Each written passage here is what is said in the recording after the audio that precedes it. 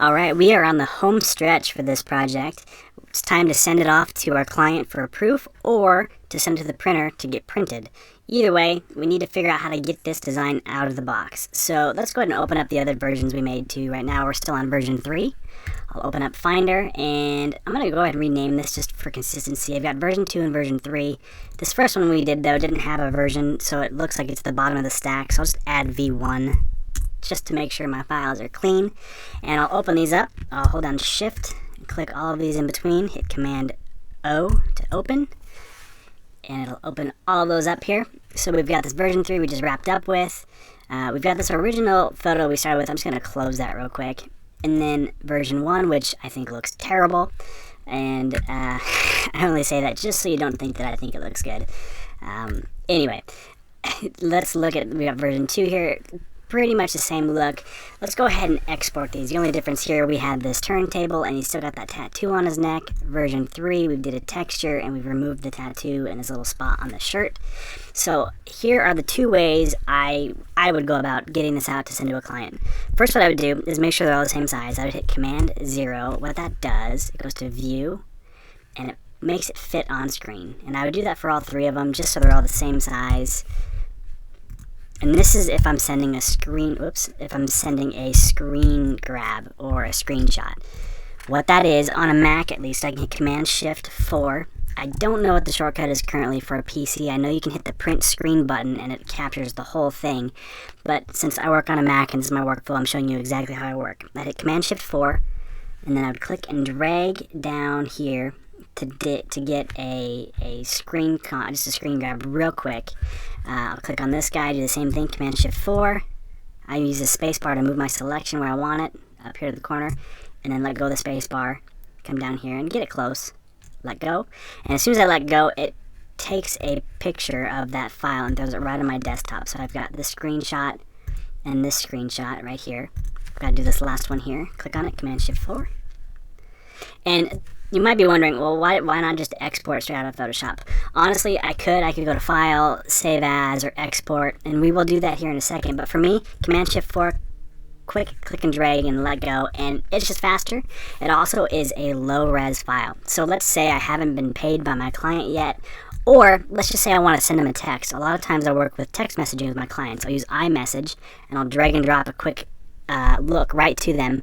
I've got a lot of clients that, that they travel or whatever, and just to see, hey, am I on track? Am I going the right direction? What do you think of this look? And I'll just quickly grab this screenshot and I'll just drag and drop right into my iMessages, send them a text message, and they can get right back to me, or send it in an email, whatever.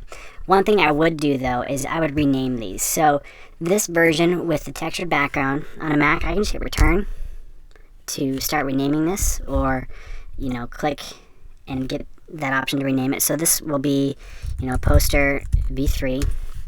I'll come down here to this other screenshot. I'll hit Return, poster-V1, and then this last guy, poster-V2. And that way, if they refer back to me and say, hey, I really like version 2, I know what they're talking about. It just keeps everybody on the same page. Okay? So the other bonus to this, I'm on a Retina display, so this file is a little bit bigger. It's 1.5 megs.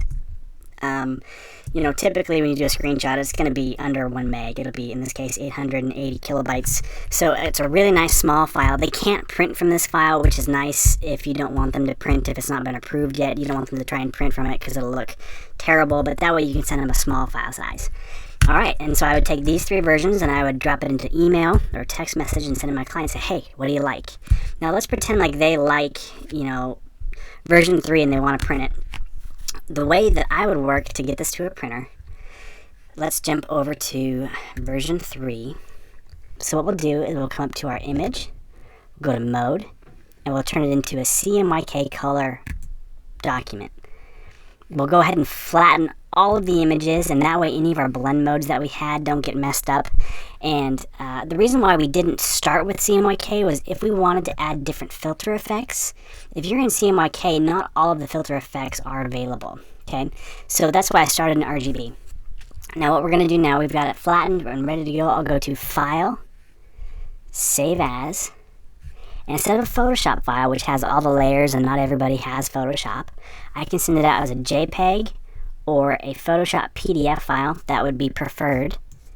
I'll save it as a Photoshop PDF file, and I'll just click on this Use Proof Setup. That'll just help the colors look consistent no matter who prints it. I'll click once in here, and I'll hit Save.